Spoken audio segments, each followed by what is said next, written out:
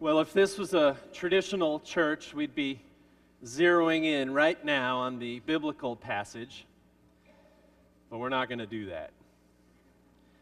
Besides the fact that in the biblical passage they have created a character, Mary, who is known for all time as the other Mary. What a fate that would be. I want to zero in on the poem today from Lee Young Lee. From blossoms comes this brown paper bag of peaches. From laden boughs, from hands, from sweet fellowship in the bins comes nectar at the roadside. Succulent peaches we devour, dusty skin and all. On this Easter morning, the poem fills us. It calls us to resurrection. The poem fills the space, the heart, the empty tomb. I do not read this poem from blossoms because I think Easter is about spring emerging in blossoms. No, this poem is a resurrection poem. You see, the poet Lee Young Lee was born in Jakarta, Indonesia, in 1957 to Chinese parents. His father had been a personal physician to Mao Zedong in China, the ruler of communist China. Lee's family must have been close to Mao and had to navigate that closeness to a man who was ruthless in his mission to change China and the world. I imagine their experience was like many who get too close to the sun. Things don't go so well. And so Lee's family were exiled. They went to Indonesia where they met anti-Chinese sentiment, and Lee's father was arrested and put in jail as a political prisoner. The family eventually left Indonesia and wandered around Asia through Hong Kong and Macau and Japan and finally arrived in the United States. Lee's family, imagine, settled in East Liberty, Pennsylvania, where his father became, of all things, a pastor to an all-white church. In school, the English language did not come easily to this poet. As he learned English, he remembered calling his mouth a shame, an indecent trench. As a child, he had a recurring dream in which his mouth was full of rotten teeth. At night, he would dream that his mouth, as he wrote, had hundreds of teeth, all of them cavity-ridden brown chips of burnt bone embedded in my gums, he said.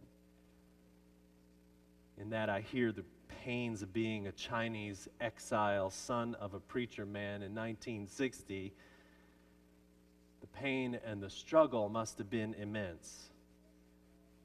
I imagine it was equal to many children's experience today of being bullied or feeling different or out of sync with the rest of the children in school. So this young boy, born in Indonesia of immigrant Chinese parents, grew up learning to read the King James Bible on the lap of his powerful father. And he started writing poetry. With an indecent trench for a mouth, he grew up. He learned English, and then he went to the University of Pittsburgh, and he became a poet. Lee Young Lee is a writer of resurrection poems. He wrote this poem for us to read today on Easter. The disciples went to the tomb where Jesus was after he was killed by the Romans to understand that their Christ was risen. The story of the disciples is a parable. A teacher killed for being wise and loving, and disciples seeking meaning in his absence, wanting to understand what happened. The teacher died, the body placed in the tomb and was gone. They said, resurrection. From blossoms, from heavy laden boughs come fruit. Lee, the poet of this Easter day for us, looks at a simple, even ordinary moment in life, eating a peach. How many have done that? All of us. And he sees there an extraordinary moment, a chance at being fully alive. In the poem, someone drives along and stops at one of those fruit stands you see in the summer or the spring, following the sign that says peaches. Did you ever do that? I had that very experience on the back road of Texas once. I took a side road just west of Fort Worth and went as far as it could be.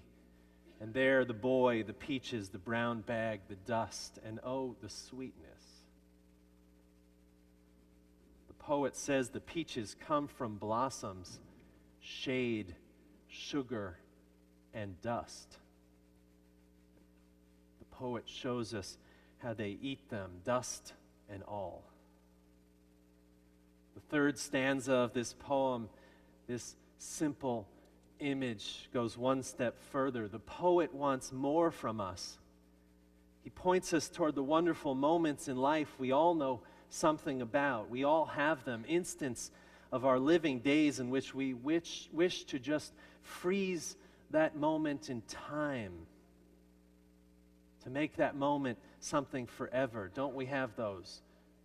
The sun-drenched room, the table of friends and family at peace, the lover asleep next to us, a child's breath on our cheek, a precious moment in church. We all have these moments which we wish to freeze in time. And Lee says, oh, to take what we love inside, to carry within us an orchard, to eat not only the skin but the shade, not only the sugar but the days. It is almost an order in the poem. Take everything you love inside and keep it there. Eat the peach and taste it, yet take in every aspect of the fruit, not only the flesh but the sun. Not only the flesh but the hands that picked it, the bin that held it, the holy mystery that formed it once and for all. Those moments that we love so much or hold so dearly can be powerful. And sometimes we wish we could do more than keep them just as memories, but we know they will fade like the taste of sweetness in our mouths. Don't miss that the disciples on Easter Day, in their terror and their amazement, had those memories of their beloved teacher too. They remembered him in the upper room, teaching them and healing them and passing them bread and wine and saying, love one another. They remembered him confronting the priests and the scribes and feeding the many with baskets of fish, or embracing a child and saying, this one is for heaven. Oh, to hold the memory so sweet. Then the final stanza in the poem, it shifts slightly from the romance of memory and the glow to reality. It says in a backward glance that to recognize that by hoping to remain in the sweet, simple moments of life is to miss the one thing that is guaranteed to all living beings, which is death. The poem says that it is human nature to want to remain in the bliss, the sun, the sweetness that we must enjoy. But within those moments, we must know that they are short-term, that we are visitors here that will know ends. The peach began as a blossom and ends as nourishment for the appreciative one. The poet motions to us that we must live like this in the moment, thinking how good it is to celebrate those moments of being fully alive, those moments of living from blossom to impossible blossom. How good and important it is. And all of that comes from a cycle of life that has no end.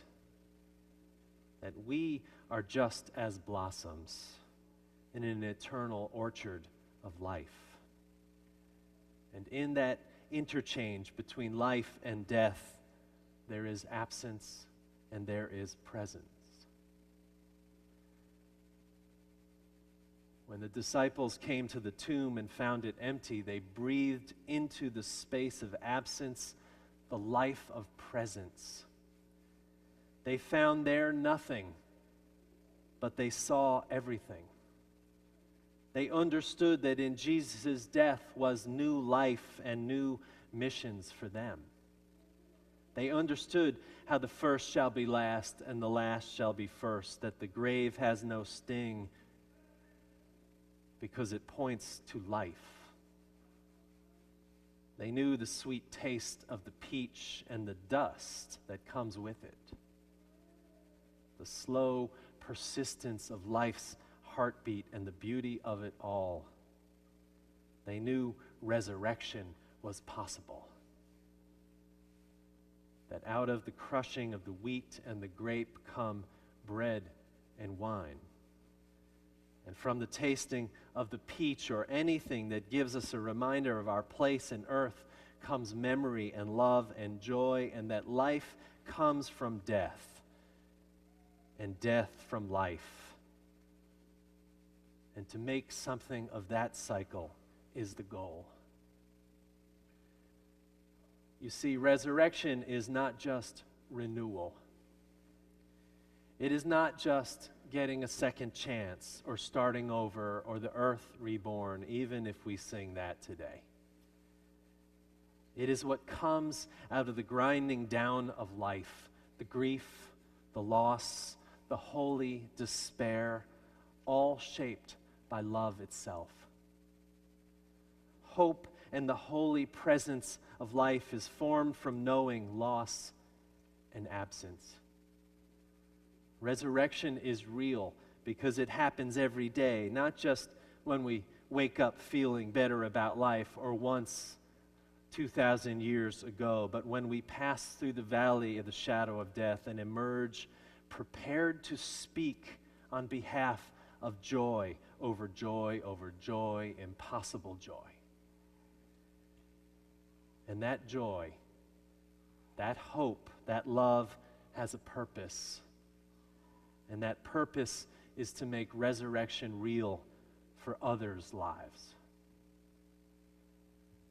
The poet, the disciple, and all of us can turn exile and humiliation and immigration and imprisonment and bullying and the shame of a mouth, of rotten teeth and loss and struggle into beauty and spirit and hope. And the imperative is that we do that for others, not just for ourselves. That is what Easter is about, my friends. Easter happens when we can find a presence in the voids of life. When we can turn the creative spirit and life-giving forces that emerge from our experiences, from the grinding down, from the empty tomb, into bread and wine for others, into a sweet peach for another. Joy to joy to joy, from wing to wing, from blossom to impossible blossom, to sweet impossible blossom. Joy comes in taking inside us the love we have, the life we have, and the dust also, and making of absence presence, of death life. That is the mystery of all that is. And so, friends, on this Easter day, May each of you know that this is true. Whoever you are, wherever you are, and whatever need you are in, know that an eternal joy accompanies you through all your resurrections, through all your empty tombs. The saying goes, He is risen. He is risen indeed, so that we might have life and have it more abundantly. A good Easter to you, and amen.